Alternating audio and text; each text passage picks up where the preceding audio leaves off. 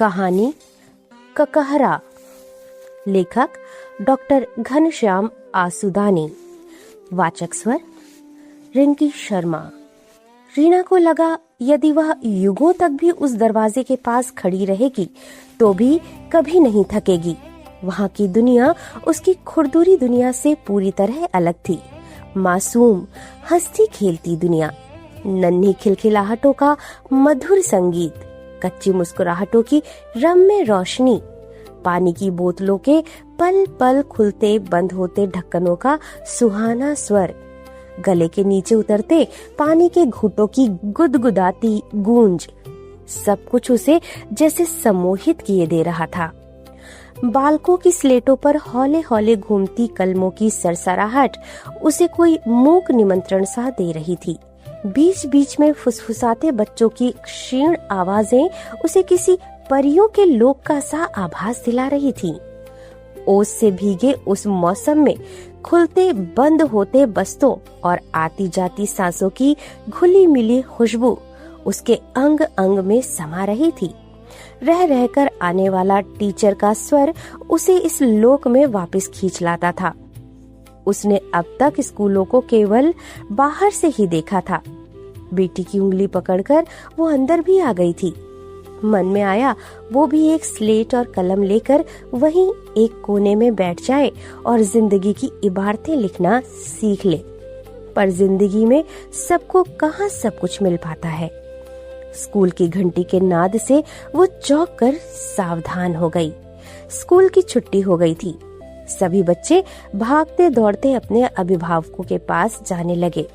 डॉली भी आकर रीना से लिपट गई, जैसे युगों बाद माँ से मिल रही हो। उसका हाथ पकड़कर रीना अपनी साइकिल की ओर मुड़ी ही थी कि पीछे से किसी ने आवाज दी।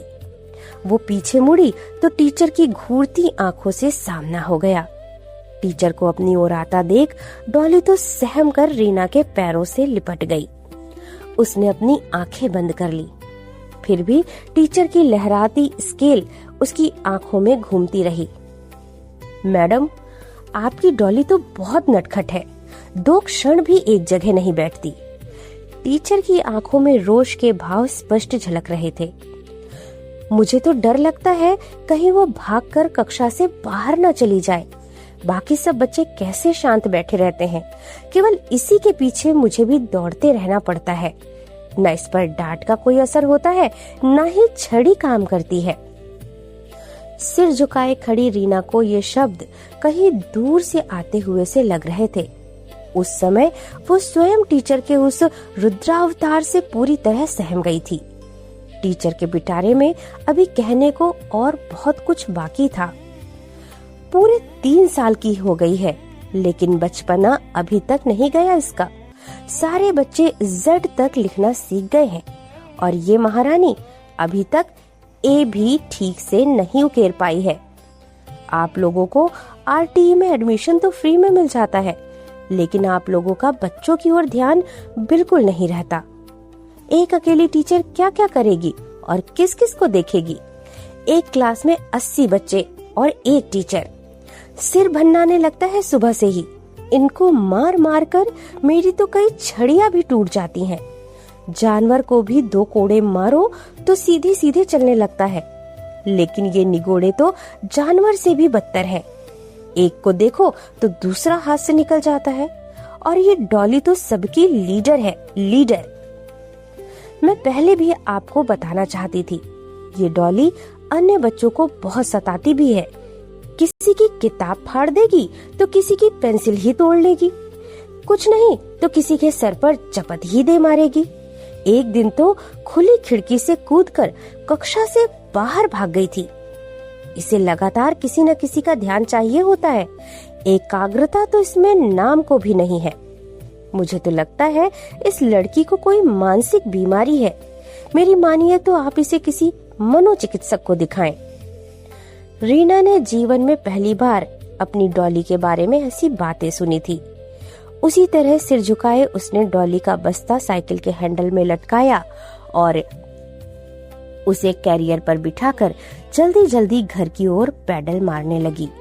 वही रोज का रास्ता जाने क्यों आज खत्म होने का नाम ही नहीं लेता था। एक बारगी तो उसे लगा उसके पैर थर थर कांपने लगे हैं। साइकिल के पैडल पर उसकी पकड़ छूट रही है। सामने से आती तेज भागती मोटरों के भोंपू उसे पल पल डरा रहे थे।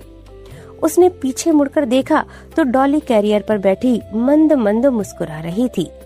उसने साइकिल की गति कुछ धीमी की और डॉली से पूछा, आज टीचर ने क्या पढ़ाया था क्लास में? ABCD। डॉली ने मासूम सा उत्तर दिया। तुमने ठीक से लिखा था ABCD? रीना ने सामने देखते हुए प्रश्न किया। सड़क के बढ़ते शोर के बीच डॉली की धीमी आवाज आई, लिख लिया था मम्मी, मगर टीचर ने। मगर क्या? मैंने अपनी स्लेट टीचर को दिखाई थी, लेकिन उसने मुझे मीना, साक्षी, मनोज और मधुर के साथ लाइन में खड़ा करके। उसी समय साइकिल एक पुल के नीचे से गुजरी और ऊपर से जाती रेल की धड़धड़ाती आवाज में डॉली की आवाज दब कर रह गई। घर पहुंची तो 11 बज चुके थे। आधे घंटे में उसे घर के सारे काम निपटाकर और डॉली को खाना खिलाकर काम पर जाना था। कुल 4 घरों में झाड़ू बर्तन का काम, 10,000 की आमदनी। इसी में उसे 2 वक्त का खाना, खाट पर पड़े पति का इलाज और डॉली की पढ़ाई लिखाई सब कुछ संभालना होता था। आज उसका काम पर जाने का मन नहीं था। जाने कैसे कैसे विचार उसके मन मस्तिष्क को झकझोर रहे थे। मन पता नहीं कहां कहां छलांगे मारता हुआ पहुंच जाता था। उसकी डॉली रूप बदल बदल कर उसके सामने आकर खड़ी हो जाती थी। एक डॉली अपनी सजी सजाई भव्य डिस्पेंसरी में मरीजों का इलाज करती हुई, दूसरी डॉली उससे भी कुछ इंच ऊंची सी 4 की जगह 8 घरों में झाड़ू पोछा करती और बर्तन धोती हुई। उसने डॉली के बस्ते से स्लेट निकाल उसके हाथ में कलम देते हुए कहा, लिखो, देखूं ABCD। डॉली ने स्लेट पर कुछ नहीं लिखा। उसने अपने दोनों छोटे हाथ माँ के सामने फैला दिए। दोनों हाथ पूरी तरह लाल, स्केल की मार के कई कई निशान लिए हुए। रीना जैसे नीम बेहोशी की हालत में जाने कितनी देर उन लाल हाथों की ओर देखती रही। फिर आंसू के 2 टुकड़े अनायास ही उन हाथों पर ढलक पड़े। उन जलते हाथों पर जैसे किसी ने ठंडा मरहम लगा दिया हो। डॉली ने अपने हाथ समेट लिए और मुट्ठियां भींच ली। उस दिन रीना काम से लौटी तो रात काफी हो गई थी। डॉली पड़ोस के किसी घर से खाना खाकर आ गई थी। पति पड़ा पड़ा उसके आने की राह देख रहा था। उसका चेहरा देखकर वो बिना बोले ही समझ गया कि रीना आज मालिकों की डांट खाकर आई है। दोनों जानते थे ऐसे दिनों में किसी की भी खाना खाने की इच्छा नहीं होती थी। डॉली एक कोने में बैठी अपने स्लेट पर कुछ आड़ी तिरछी लकीरें बना रही थी। कहते हैं बच्चे भगवान का रूप होते हैं, तो क्या वह स्वयं अपनी किस्मत लिख रही थी? क्या कोई अपनी किस्मत लिख सकता है? दूसरे दिन डॉली को स्कूल छोड़कर लौटी तो रीना के हाथ में कुछ ऐसी चीजें थीं जो अब तक उसके लिए सर्वथा अजनबी ही रही थी।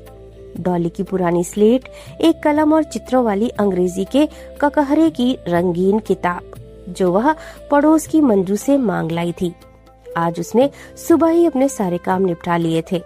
9 बजे से 11 बजे तक जब तक डॉली स्कूल में रही, रीना उन्हीं चीजों को उलटती पलटती रही, उन्हीं के साथ बोलती बतियाती भी रही।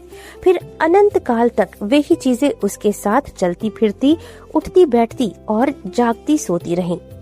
वो पूस की जमा देने वाली रात थी। झोपड़ी के सामने वाले अहाते में सभी पड़ोसियों ने मिलकर एक बड़ा सा अलाव जला रखा था। सभी उसके इर्द गिर्द बैठकर आग ताप रहे थे। डॉली भी रीना की गोदी में सिमट आई थी। कुछ देर यूं ही सिमटी सी बैठी रही, फिर उचक कर माँ की गोदी से उतर पड़ी। अलाव के आसपास जो काली राख इकट्ठा हो गई थी, उसी में वो अपनी उंगलियां घुमाने लगी। रीना कुछ देर तक उसे यूं ही निहारती रही। फिर उसने हौले से रीना के दाहिने हाथ की उंगली पकड़ी और राख से सनी उस उंगली को एक विशेष आकार में जमीन पर घुमा दिया। डॉली कुछ आश्चर्य से माँ की ओर देखती रही। डॉली, क्लास में तुम्हारी बेस्ट फ्रेंड कौन है? अनु, डॉली ने संक्षिप्त सा उत्तर दिया। रीना ने फिर एक बार डॉली की उंगली राख में डुबोकर जमीन पर घुमा दी। दूसरी बार, फिर तीसरी बार भी रीना ने वैसा ही किया। फिर डॉली के दोनों गालों पर एक बड़ी सी पप्पी देकर बोली, ये देखो, ये पहला अक्षर है ए, ये दूसरा अक्षर है एन, और ये तीसरा पता है क्या है? ये है यू। इन तीनों को मिलाकर पढ़ेंगे तो शब्द बनेगा अनु। अनु यानी मेरी डॉली की बेस्ट फ्रेंड। देखो, आज मेरी डॉली ने अपनी बेस्ट फ्रेंड का नाम लिख लिया है। उसने जोर जोर से ताली बजाना प्रारंभ कर दिया। उसकी देखा देखी बिना बात जाने ही सभी लोगों ने भी तालियां पीट दी। डॉली मुग्ध नजरों से कभी अपनी माँ को तो कभी आसपास के लोगों को देखती रही। मम्मी, मैं स्कूल में भी ऐसे ही अपनी फ्रेंड का नाम लिख दूंगी तो टीचर भी ऐसे ही मुझे प्यार करेगी ना? मेरे फ्रेंड्स ऐसे ही ताली बजाएंगे क्या? लगभग आधे घंटे बाद जब डॉली अन्य बच्चों के साथ खेल कूद कर लौटी तो अलाव लगभग बुझ चुका था। डॉली वहीं राख के बीच जाकर बैठ गई। उसने अपनी सारी उंगलियां काली राख से भर डाली। फिर घर के आंगन में आकर उसने जमीन पर लिखा ANU। देखो मम्मी, मैंने अपनी बेस्ट फ्रेंड का नाम लिख लिया है। रीना जमीन पर उकेरे उन 3 काले अक्षरों तथा डॉली की आंखों में उभर आई चमक को एक साथ निहारती रही। उस रात ठंड अपनी चरम सीमा पर थी। रीना ने लिहाफ में डॉली को अपने से लिपटाकर सुला दिया था। सारी रात डॉली के उकेरे हुए अक्षर गुणाकार में उसकी आंखों में स्वयं को दोहराते रहे। अलाव की राख से उठा ककहरा धीरे धीरे आसमान की ओर बढ़ता जा रहा था। कहानी ककहरा समाप्त।